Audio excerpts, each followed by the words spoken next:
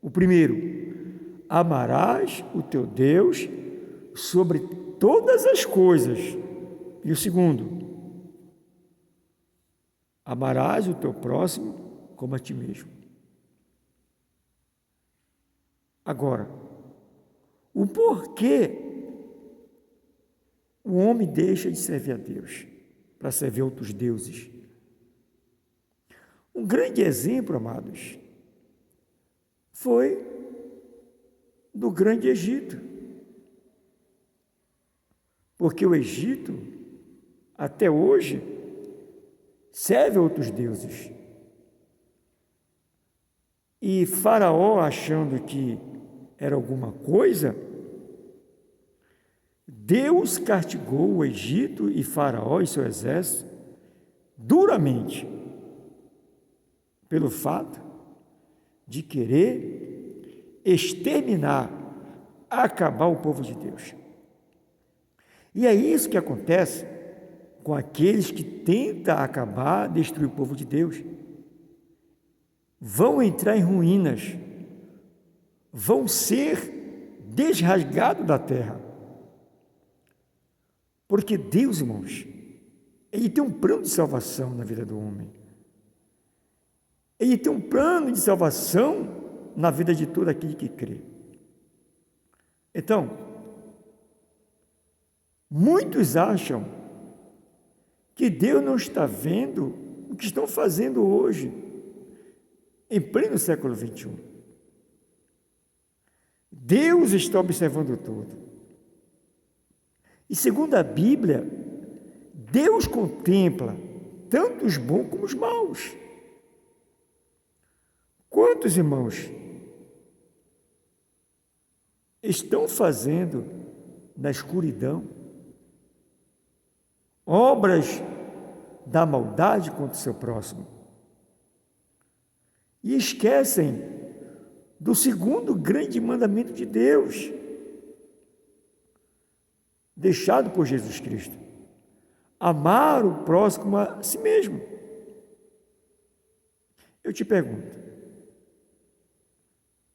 quem ama, destrói? Quem ama, quer ver o mal? Eu acredito que não. Então, se você está fazendo obra do mal, obra da bruxaria, contra o teu próximo, lembre-se que Deus está te vendo. E vai chegar um dia que Deus vai cobrar de você. Então, para que esse dia não chegue, procure a fazer o que é certo. Abandone esse ato pecaminoso diante de Deus e procure viver a verdade. Procure amar o teu próximo a ti mesmo.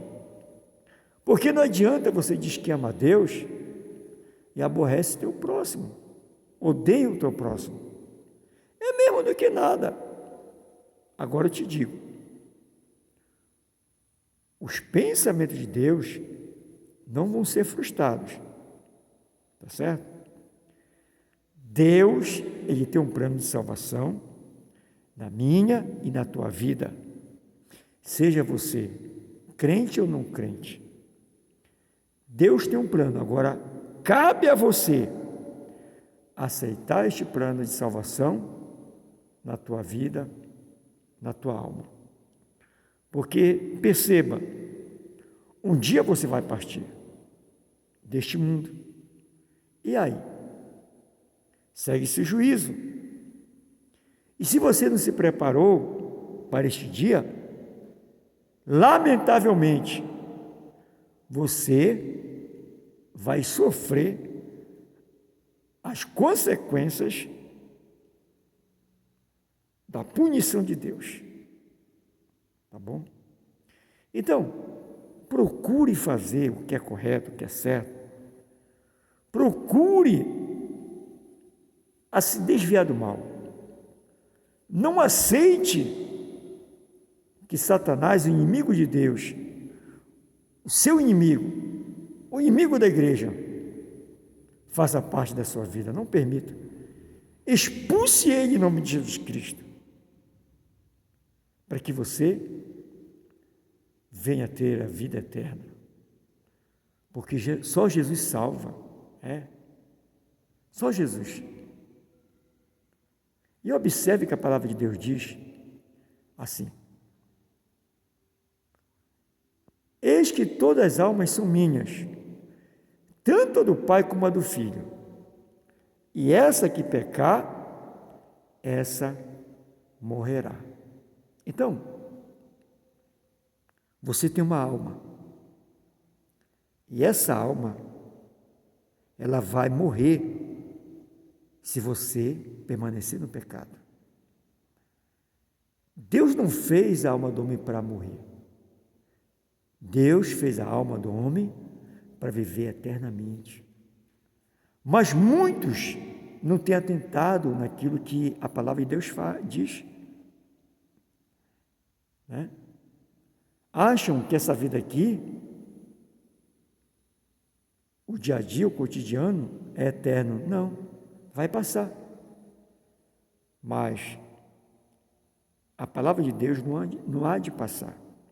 Então, procure a fugir da segunda morte, que é a morte da alma. A primeira morte é o físico, é a matéria, mas a segunda morte é a alma. Aí você me pergunta, mas apóstolo, caso a alma do homem morra, para onde vai? Bom, segundo a Bíblia, Deus, ele reservou um lugar chamado Lago de Fogo, onde o bicho nunca morre e o fogo nunca se apaga. Quando eu digo morrer a alma do homem, eu não estou dizendo como morre o físico, não. Quer dizer, essa morte, ela fica no esquecimento de Deus. Por quê? Essa alma que vai ser lançada no lago de fogo, ela vai sair da memória de Deus. Ela vai ficar no esquecimento. Mas aquele que cuidou fazer as coisas certas, aquele ou aquela que procurou obedecer a palavra de Deus, terá vida. Aonde? No céu, junto com os salvos, juntos com os anjos, com os querubins, com os serafins e com o próprio Deus e Jesus Cristo. Então, procure fugir e corra enquanto é tempo, porque depois que você morre aqui neste mundo, depois que você é sepultado, segue-se o juízo. Tá certo? Então, se você é rico, se você é pobre, sirva a Deus através de Jesus Cristo, porque só Jesus Cristo salva. A Bíblia chega a dizer que não existe outro mediador entre Deus e os homens. Não, não existe. Esse negócio de Maria é conversa fiada. Esse negócio de purgatório é conversa fiada. Não existe outro mediador, somente Jesus Cristo, o autor e consumador da nossa fé. Então procure viver a palavra. Que Deus te abençoe e fique na paz. Shalom.